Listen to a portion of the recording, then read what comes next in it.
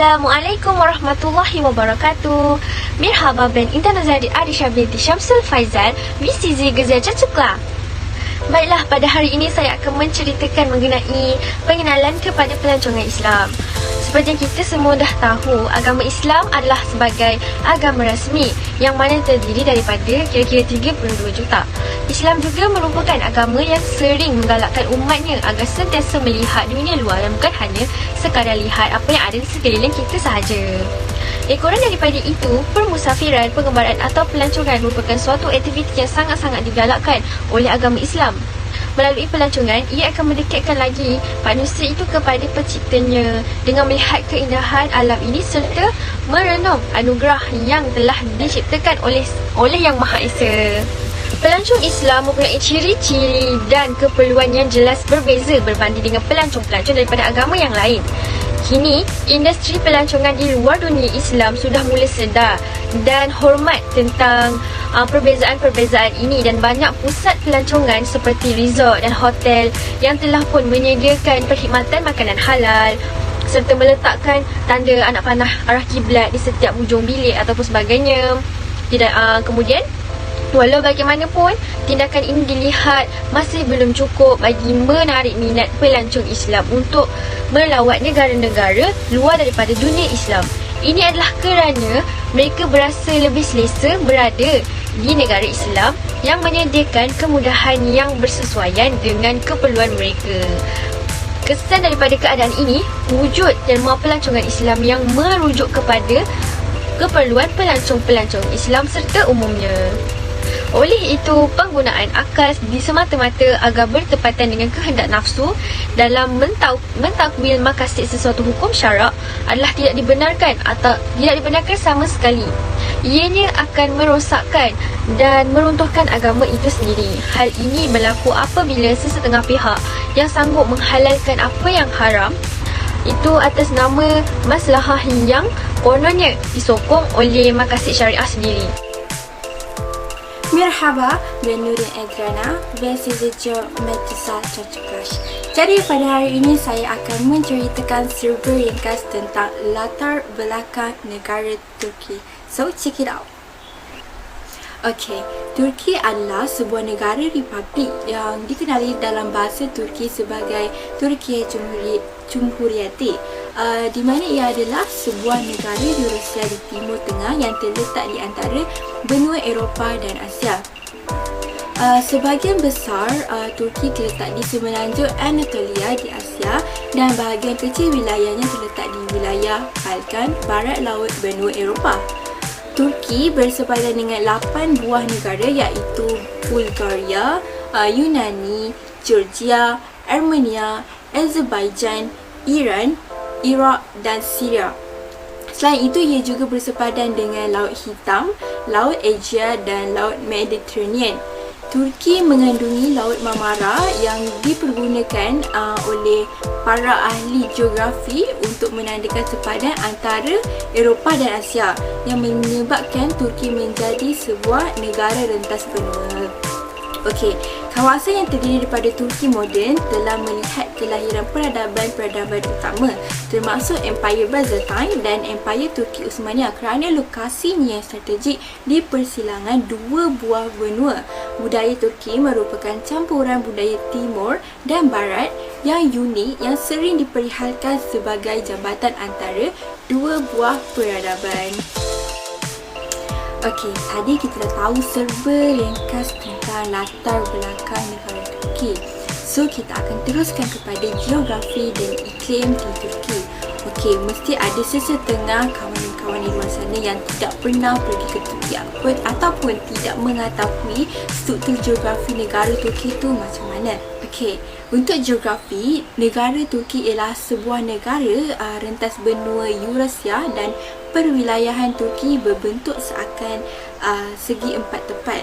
Kawasan Turki termasuk tasik sekali yang mana terletak di Asia Barat Daya yang selebihnya di Eropah.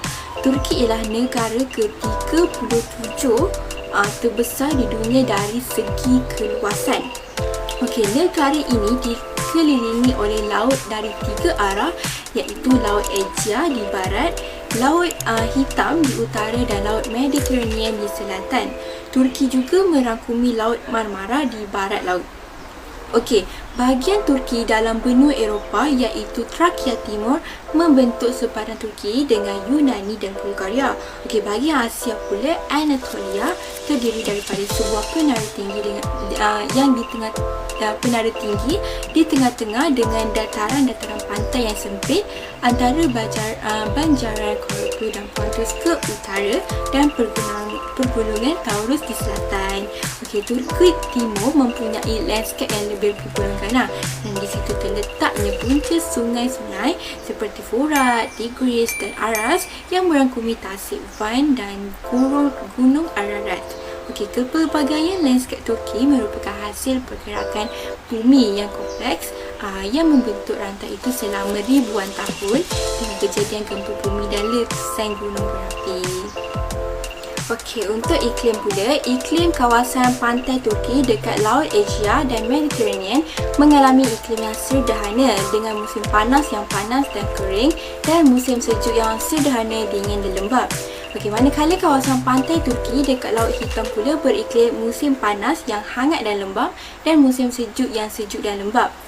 Pantai Laut Hitam Turki menerima jumlah keparasan tertinggi dan merupakan satu-satunya kawasan di Turki yang menerima keparasan tinggi sepanjang tahun. Okey, selain itu, kawasan pantai Turki dekat Laut Marmara yang menghubungkan Laut Asia dan Laut Hitam mengalami iklim peralihan antara Mediterranean sederhana dan musim panasnya antara hangat, panas dan sederhana kering dan musim sejuknya pula antara nyaman, sejuk dan lembap.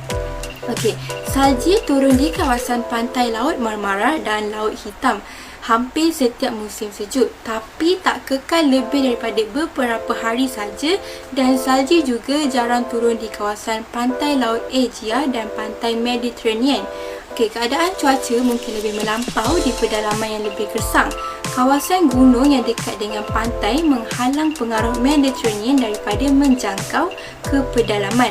Maka penara Anatolia di tengah pedalaman Turki mendapat iklim kebenuaan dengan perubahan musim yang ketara. Itu sahaja daripada saya. Sekian, terima kasih.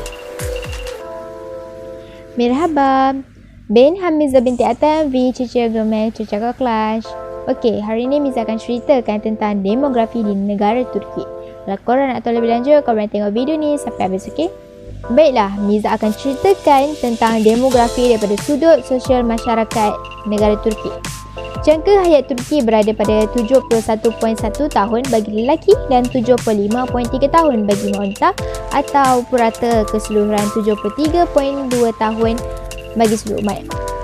Perkara 66 Perlembagaan Turki menarifkan orang Turki sebagai seorang yang terikat dengan negara Turki secara ikatan kewarganegaraan. Maka kegunaan istilah orang Turki di sisi undang-undang yang memaksudkan warga negara Turki adalah berbeza dengan takrifan etnik. Bagaimanapun, majoriti penduduk Turki adalah etnik Turki. Kaum Kurdi sebuah kelompok etnik yang berlainan dan tertumpu di kawasan tenggara negara iaitu etnik bukan Turki yang terbesar dengan mengisi kira-kira 18% penduduk mengikut CIA. Kelompok-kelompok minoriti tidak mendapat keistimewaan kecuali 3 yang diiktiraf secara rasmi. Sementara istilah minoriti itu juga masih menjadi isu sensitif di Turki. Baiklah, daripada sudut bahasa pula, bahasa Turki ialah satu-satunya bahasa rasmi di seluruh Turki. Sukar juga untuk mencari data-data yang boleh dipercayai tentang perubahan bahasa tersebut. Menurut CIA, bahasa Turki dituturkan oleh 70 hingga 75% orang dan bahasa Kurdi pula oleh kira-kira 18% orang. Penyiar awam TRT menyiarkan rancangan dalam bahasa setempat dan logat daerah Arab, Bosnia, Edirne dan Kurdi. Dan sebuah saluran televisyen awam TRT 6 yang menyiarkan tayangan berbahasa Kurdi sepanjang masa dan telah dibuka pada tahun 2009. Manakala agama Turki ialah sebuah negara sekular tanpa sebarang agama rasmi. Perlembagaan Turki menjamin kebebasan beragama dan berfikir. Islam merupakan agama yang dominan di Turki kerana dianuti oleh sekitar 97% penduduknya, tetapi melebihi 99% juga diambil kira sekali golongan sekular yang berlatar belakangkan Muslim. Majoriti besar orang Turki hari ini beragama Islam dan mazhab yang paling ramai penganutnya ialah Islam Sunnah fahaman Hanafi yang didukung secara rasmi oleh Empayar Osmaniyah. Walaupun tiada perangkaan tepat mengenai mazhab Islam, namun mengikut pantauan 2006, 82% mengaku sebagai Sunni Hanafi, 9.1% Sunni Syafi'i dan 5.7% Syiah Alawi. Namun para ilmu berpendapat bahawa jumlah umat Alevi mungkin sekitar 15 hingga 20 juta. Masyarakat Alevi adalah digolongkan dalam Islam Syiah Imamiyah. Menurut majalah tempatan Action, bilangan orang Imamiyah Syiah kecuali Alevi ialah 3 juta, iaitu 4.2%, dan mereka tertumpu di Istanbul, Idlib, Kars, Ankara, Izmir, Manisa, Koran, Mungla, Agri dan Aydin. Juga terdapat sebilangan pengamal kesufian. Lembaga agama Islam yang tertinggi di Turki ialah Kepresidenan Hal Ehwal Agama Bahasa Turki Diyanet İşleri Başkanlığı yang mentaksir fahaman undang-undang Hanafi dan bertanggungjawab atas memantau operasi 80,000 masjid yang berdaftar di negara serta mengambil kerja imam setempat dan sewilayah. Peranan agama sentiasa kuat dipertikaikan sejak terbentuknya parti-parti Islamis. Republik Turki diasaskan berlandaskan perlembagaan sekular yang tegas melarang pengaruh sebarang agama dalam pemerintahan termasuk Islam. Juga terdapat isu-isu sensitif seperti hakikat bahawa tudung tidak boleh pakai di universiti dan bangunan kerajaan kerana dilihat sebagai lambang agama Islam. Namun wujudnya usaha untuk menggesa supaya larangan itu ditarik balik. Baiklah, dari sudut pendidikan pula, pendidikan di negara Turki adalah wajib dan percuma bagi kanak-kanak yang berumur dalam 6 hingga 15 tahun. Dan kadar celik huruf ialah 96% bagi lelaki dan 80.4% untuk wanita, dengan purata keseluruhan 88.1%. Keseluruhan ini agak rendah bagi kaum wanita, terutamanya disebabkan oleh adat resam kaum Arab dan Kurdi yang tertumpuk di kawasan tenggara negara. Seterusnya, budaya pula. Budaya Turki kaya dengan pelbagaian budaya yang berupa campuran pelbagai unsur tradisi dan budaya Turki, iaitu Oghuz, Anatolia, Osmaniyah, iaitu yang berupa kesinambungan budaya Yunani, Rom, iaitu Islam dan Barat. Bermula dengan Empayar Uthmaniyah dan masih berterusan hingga kini. Campuran ini berpunca daripada hasil pertemuan kaum dan budaya Turki dengan kaum-kaum yang tinggal di laluan mereka sewaktu berhijrah dari Asia Tengah ke Barat. Setelah Turki berjaya dalam transformasi daripada bekas Empayar Uthmaniyah yang berasaskan agama kepada negara moden yang amat menekankan pemisahan agama dan kerajaan, maka munculnya banyak lagi gaya kesenian di negara ini. Pada zaman awal Republik, kerajaan melaburkan banyak sumber kepada bidang seni halus dengan membuka muzium, teater, dewan opera dan sebagainya. Pelbagai faktor sejarah memainkan peranan-peranan penting dalam membentuk jati diri Turki moden. Kebudayaan Turki merupakan hasil usaha membina negara barat yang moden sambil memelihara nilai-nilai tradisional dan sejarah. Muzik dan sastera merupakan contoh terbaik campuran pengaruh budaya yang terhasil daripada interaksi antara Empayar Uthmaniyah dan dunia Islam dengan Eropah, maka menyumbang kepada adunan tradisi Turki. Sasteraan Turki banyak dipengaruhi oleh kesasteraan Parsi dan Arab sepanjang zaman Uthmaniyah. Tetapi menjelang akhir zaman itu, khususnya selepas zaman Tanzimat, kesan tradisi rakyat Turki dan sastera Eropah makin terasa. Campuran pengaruh budaya didramakan sebagai contoh dalam bentuk lambang baru pertembungan dan perselangan budaya yang dilaksanakan dalam karya-karya Orhan Pamuk. Pemenang hadiah Nobel dalam kesusastraan pada 2006. Menurut hasil tinjauan Awang Kondap, 70% rakyat Turki tidak pernah membaca buku. Unsur-unsur seni bina yang terdapat di Turki juga bukti kepada campuran unik tradisi-tradisi yang mempengaruhi negara ini selama berabad-abad lamanya.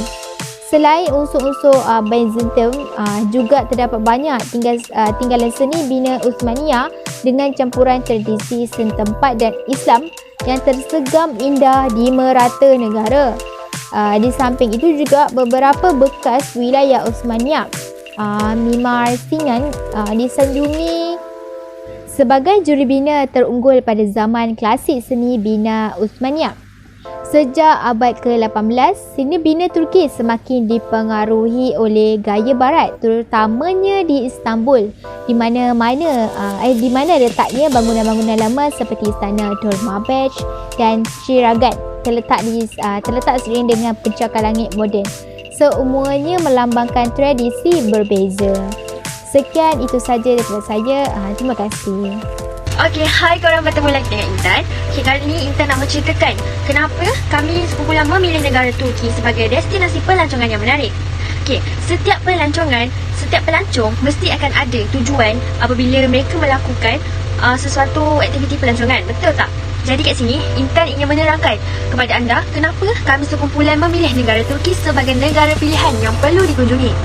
Okey, sebab yang pertama ialah sebagai tempat beristirahat yang baik. Di Turki mempunyai pelbagai tempat yang tenang dan juga santai yang boleh anda semua beristirahat bersama-sama keluarga dan boleh menenangkan fikiran melihat keindahan-keindahan yang ada di Turki. Yang kedua, sebagai tempat bersejarah. Tempat yang kami pilih ini mempunyai pelbagai bangunan dan juga tempat yang bersejarah bagi pengunjung-pengunjung yang ingin menciptakan sejarah dan juga yang ingin mempelajari sejarah. Jadi, bukan hanya sekadar melancong. Kita juga sebagai pelancong ini boleh mempelajari apa-apa sahaja sejarah mengenai tempat yang kita kunjungi. Menarik kan? Kita kalau pergi setiap tempat, kita mesti akan tahu setiap sejarah yang ada dekat tempat tersebut. Jadi tak salahlah jika kita mengunjungi Turki, sebab negara Turki sememangnya mempunyai pelbagai bersejarah yang menarik. Yang seterusnya, ia merupakan satu tempat keagamaan. Kebanyakan pengunjung ada berkemungkinan yang mereka melancong ke negara Turki bagi melakukan suatu ibadah keagamaan di satu tempat. Hal ini juga menjadi tujuan pelancongan dilakukan. Jika kita sebagai umat Islam, contohnya, kita jika pergi ke negara Islam, semestinya kita akan pergi ke tempat beribadah, contohnya masjid. Kita akan lihat apa yang ada di dalam masjid dan kita akan merasai dan melihat sendiri keunikan yang ada di dalam masjid tersebut, yang tiada di tempat kita tapi ada di sana. So kita mesti nak tahu tentang, kita nak tengok dengan mata kita sendiri apa keunikan yang orang selalu cakap, apa yang ada dekat dalam masjid tu, apa yang dekat dalam masjid ni. So kita mesti akan kunjung ke masjid tersebut dan merasai sendiri dan melakukan ibadah di sana. Itu sebabnya kita melancong ke negara Islam. Dan termasuk juga agama-agama yang lain. Agama-agama yang lain juga sebegitu. Jika pergi melancong ke mana-mana, mereka pasti akan pergi ke tempat beribadah untuk melihat keunikan dan perbezaan yang ada di sana berbanding dengan tempat kita sendiri. Dan yang terakhir sekali, sebab kenapa perlu korang pergi ke negara Turki ni ialah segala perniagaan yang ada di sana. Adakah anda tahu di Turki terdapat beberapa tempat yang mempunyai barangan yang berkualiti dan juga cantik untuk dijual dan diprodukkan? Turki terkaya dengan kesenian tidak kira daripada sudut bangunan maupun pakaian dan juga perabot. Dan selain itu juga, di Turki mempunyai pelbagai makanan-makanan yang unik. So kalau korang nak merasai makanan unik yang ada di Turki, so korang bolehlah pergi lihat sendiri dan korang boleh kunjungi dekat Turki. Korang merasai apa makanan yang mereka makan dekat sana. Okey, setiap kesenian yang melambangkan barangan itu sangat-sangatlah berharga. Mereka tidak akan lakukan sembarang barangan itu tanpa sebab ataupun tujuan. Setiap barangan yang mereka lakukan sudah pasti akan ada maksud di sebalik setiap barangan yang mereka lakukan itu. Menarik kan? So kalau korang lihat satu barang yang menarik, korang perlu tahu apakah maksud di sebalik barang ini. Okey, oleh itu terlalu banyak tempat yang menarik dan mempunyai pelbagai faedah yang boleh korang semua kunjungi kat Turki ni. Okey, itu sahaja daripada Intan. Terima kasih. Dan akan serahkan lagi cerita mengenai Turki ini kepada rakan Intan seterusnya. Okay, Assalamualaikum kawan-kawan. Nama saya Intan Nazari Arisha. Seperti yang anda semua dah tahu. Okay, baiklah, sekarang saya nak menceritakan mengenai tempat yang menarik yang terdapat di Turki. Iaitu yang pertama, iaitu Hagia Sophia. Sebuah bangunan berusia kurang-kurang 1500 tahun. Kini telah menukar statusnya menjadi sebuah masjid. Kerajaan Turki memutuskan untuk mengembalikan status Hagia Sophia ke sebuah masjid setelah dijadikan sebagai sebuah muzium. Ini bukan kali pertama Hagia Sophia dijadikan masjid seperti sekarang.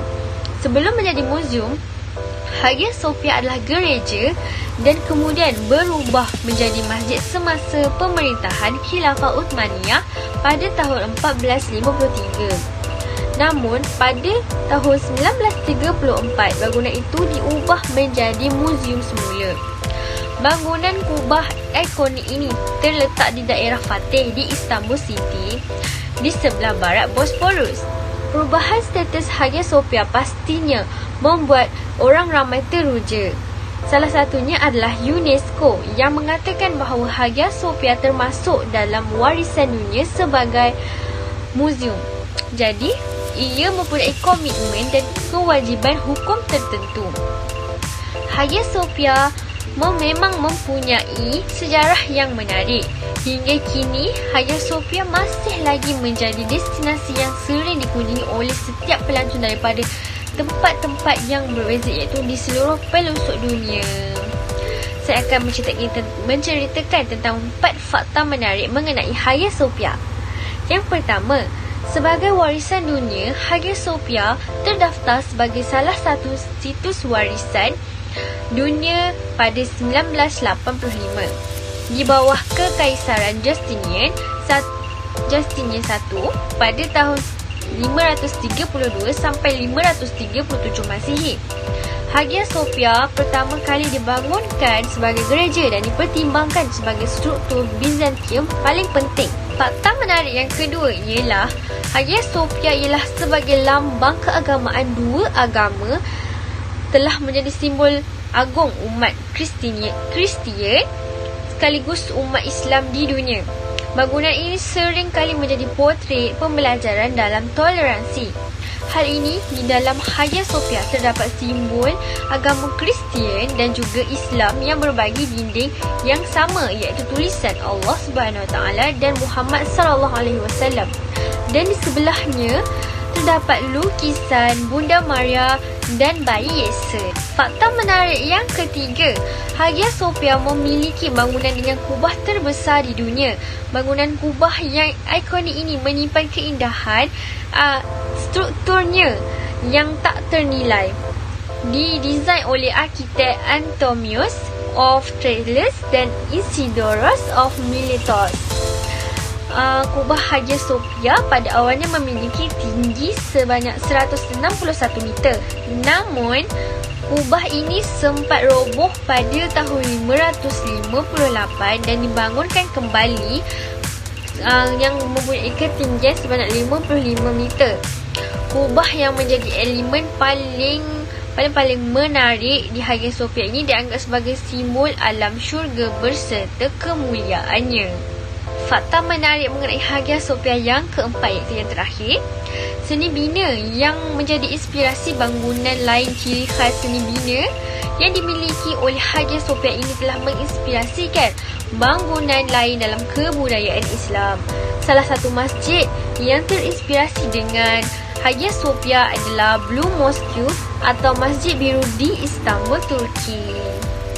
Baiklah, yang seterusnya iaitu tempat menarik yang terdapat di Turki yang kedua, iaitu sejarah daripada Topkapi Palace. Topkapi Palace ini adalah istana Topkapi yang paling besar di Istanbul dan paling tua di dunia. Istana ini dibina semasa pemerintahan Sultan Muhammad Al-Fatih dengan keluasan mencecah 700,000 ekar sewaktu kegemilangan istana ini. Ada seramai 4,000 orang mendiami istana ini. Ia menjadi pusat pentadbiran, undang-undang serta perpustakaan. Istana Topkapi menyimpan harta diraja. pakaian, barang kemas, hasil seni, senjata, jubah dan pedang Nabi Muhammad SAW, serta barang-barang peninggalan nabi-nabi yang lain. Memasuki istana ini, kita berpeluang untuk merasai bagaimana raja dulu-dulu menghabiskan masa mereka berehat dengan keluarga. Lebih menarik lagi, sepanjang dan selama para pengunjung melihat barang-barang bersejarah itu, dan kita boleh mendengar alunan bacaan Al-Quran oleh 24 orang hafiz Al-Quran secara bergantian selama 24 jam. Selama 24 jam tu tanpa henti. Dan bayangkan, lantunan ayat suci itu sudah berlangsung tanpa jeda sejak tahun 1517.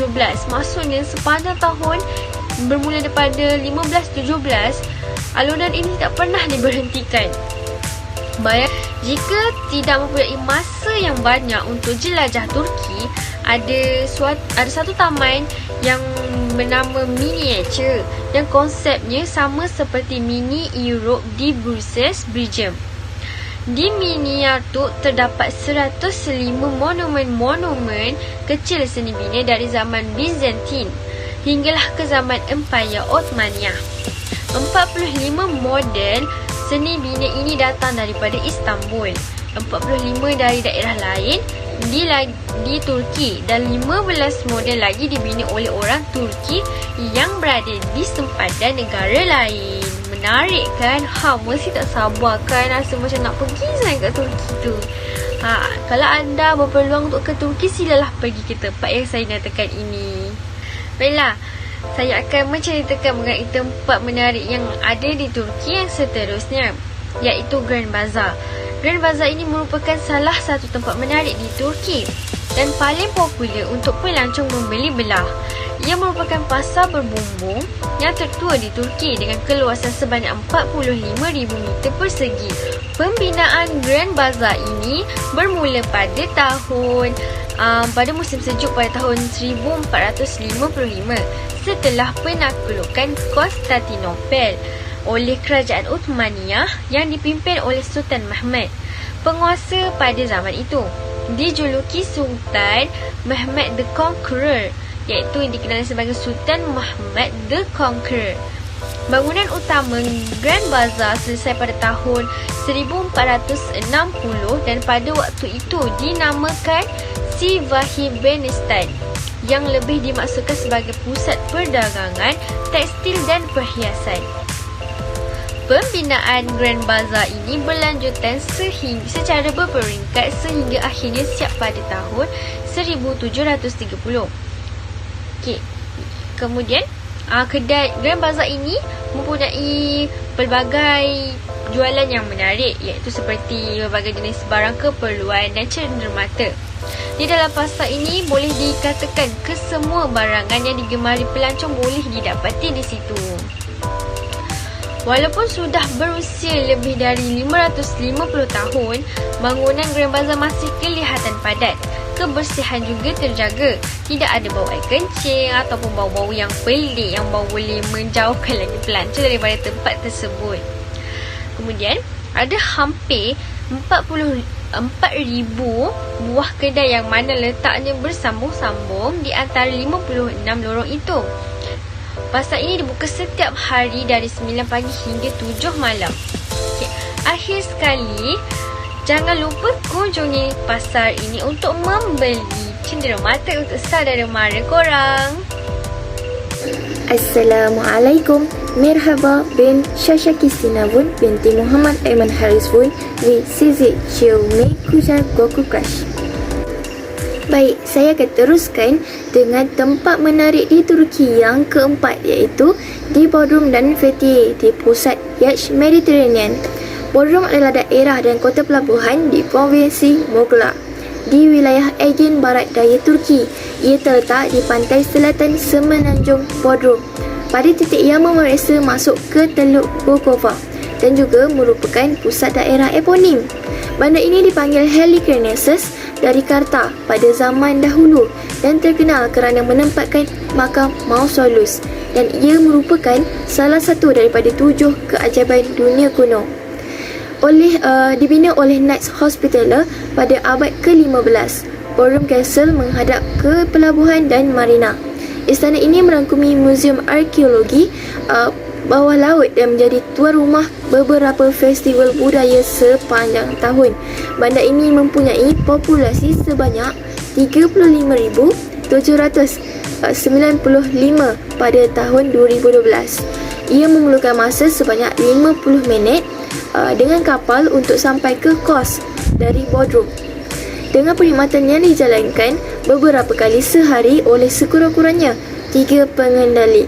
Di kawasan pantai Mediterranean Turki ini ada banyak aktiviti yang boleh dilakukan. Namun bagi kebanyakan orang, ianya adalah untuk berjemur di bawah sinaran matahari sambil menikmati pemandangan pantai yang indah. Namun, apa yang pasti adalah pelayaran di atas kapal layar merupakan aktiviti nombor 1 bagi pelancong yang datang ke Bodrum dan Fethiye. Hak menarik di Turki yang kelima ialah Ölüdeniz, iaitu Lagun Biru Laut Mati. Ölüdeniz adalah kawasan kejiranan kecil dan pantai tempat peranginan di dalam Fethiye, daerah wilayah Muğla. Pada pantai turquoise dari barat daya Turki pada titik sambungan dari Aegean dan Mediterranean Laut. Ia terletak 14 km di selatan Fethiye, berhampiran Gunung Barbados. Ia mempunyai teluk berpasir di muara Ölüdeniz berwarna biru lagun. Pantai itu sendiri adalah pantai kerikil. Lagun adalah kawasan semula jadi dan pembinaan dilarang sama sekali. Ölüdeniz juga terkenal dengan payung terjun peluang. Tempat ini dianggap sebagai salah satu tempat terbaik di paraglide kerana pemandangan panorama yang unik, keadaan cuaca yang stabil dan ketinggian Gunung Barbados yang luar biasa. Barbados adalah gunung bapa yang menjulang tinggi di atas Ölüdeniz di pantai barat daya Turki. Ini adalah keajaiban geologi yang kebetulan membuat termal luar biasa dan keadaan ideal untuk penerbangan para layang. Ölüdeniz terkenal sebagai situs terbaik di Eropah, jika bukan dunia, untuk menerbangkan para layang lintas negara dalam mod solo dan tandem.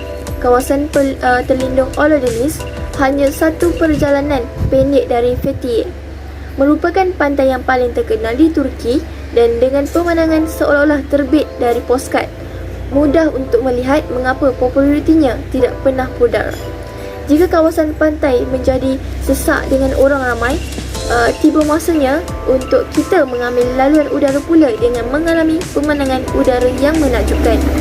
Dengan mendapatkan terjunan tandem paragliding dari puncak perkasa Gunung Barbados yang mana memuncak naik dengan megahnya di sebalik pantai. Malah, tidak lupa juga, Ölüdeniz merupakan salah satu lokasi terbaik bertaraf dunia untuk aktiviti paragliding ini.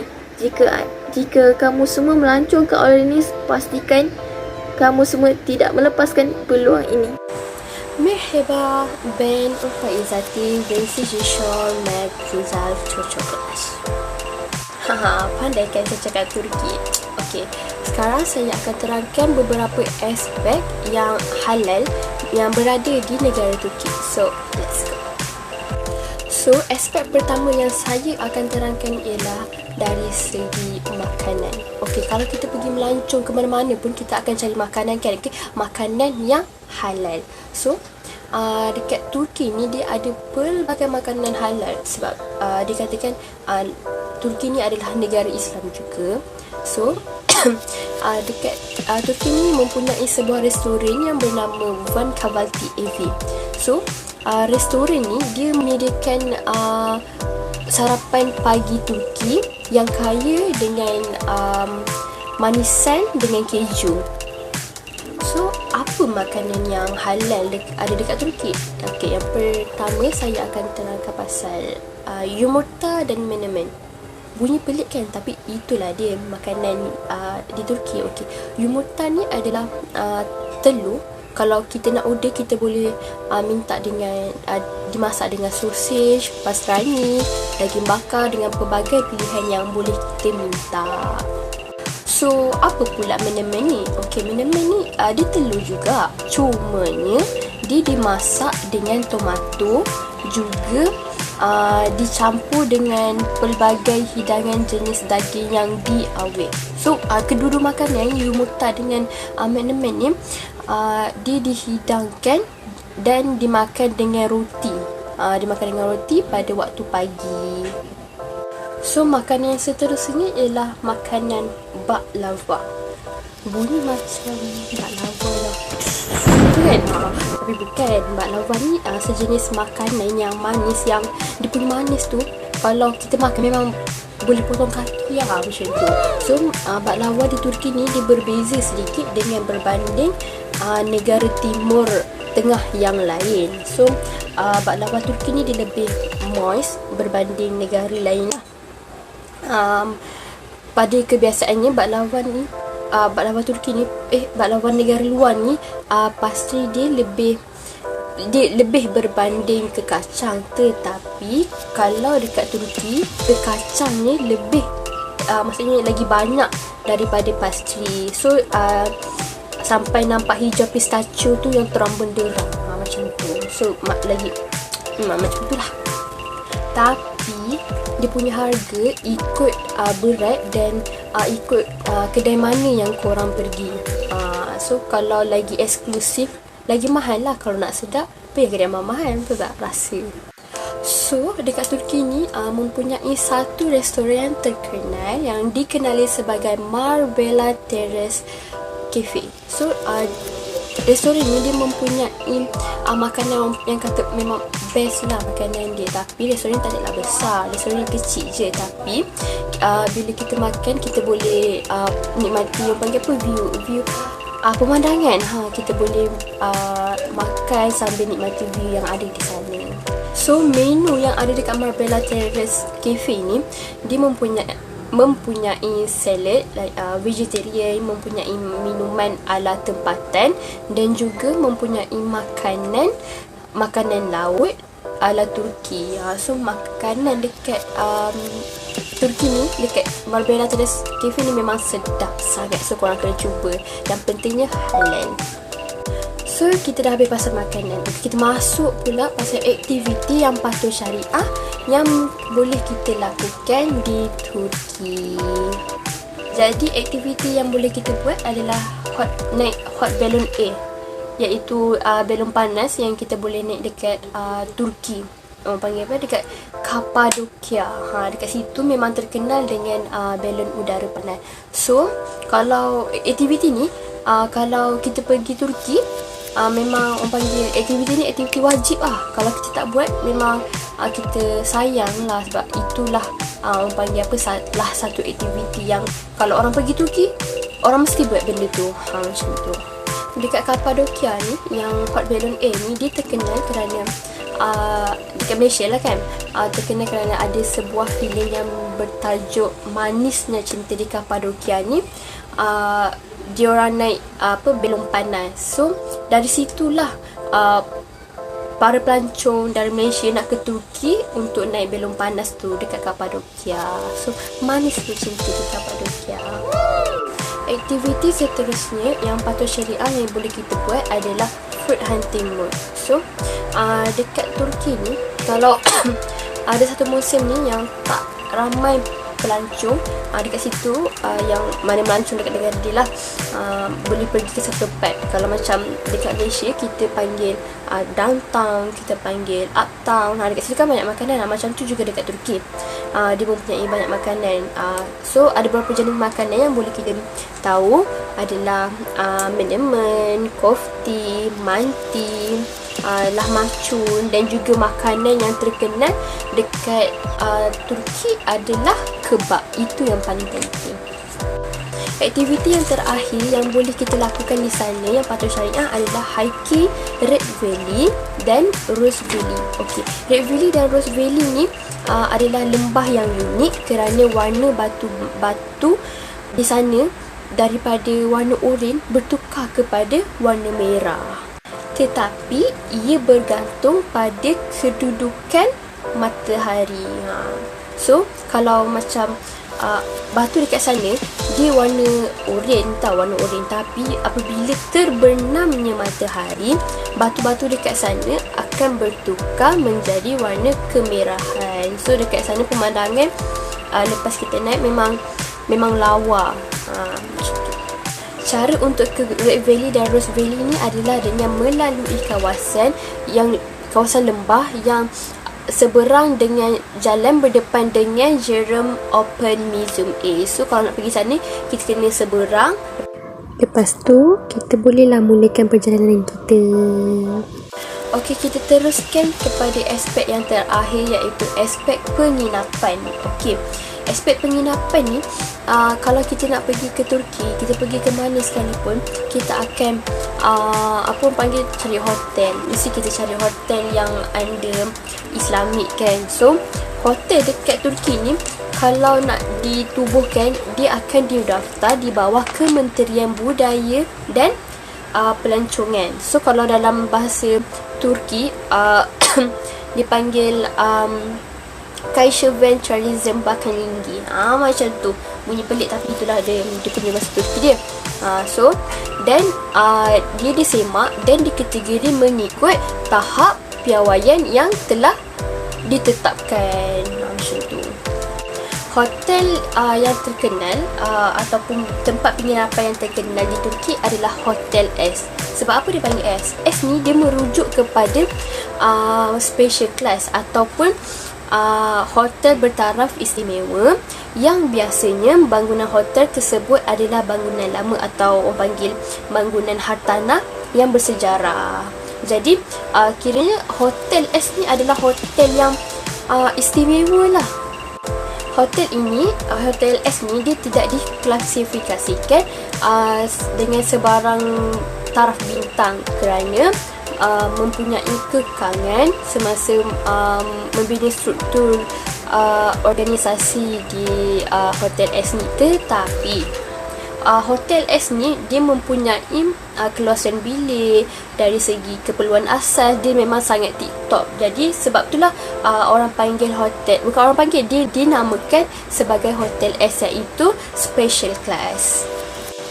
Seterusnya adalah adanya hotel dan resort, di mana hotel ni adalah mempunyai salah satu pusat penginapan yang halal yang paling popular di Turki. Hotel ini berorientasikan kekeluargaan, yang di mana hotel ini menawarkan kolam ataupun pantai hanya untuk perempuan dan keluarga sahaja. Maksudnya dekat sini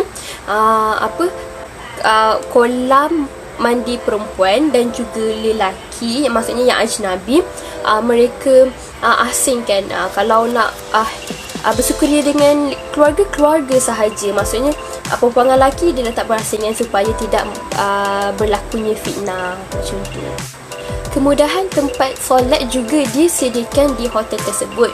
Maksudnya kalau dekat selain dalam bilik, dia mempunyai satu khas ruang untuk tempat solat sahaja. Macam tu. Lepas tu dia mempunyai makanan-makanan yang halal. Pagi, petang, siang, malam mesti akan ada makanan yang halal. So kalau nak pergi melancong ke Turki, bolehlah pergi ke adanya hotel and resort ni. So itu saja daripada saya. Sekian, terima kasih.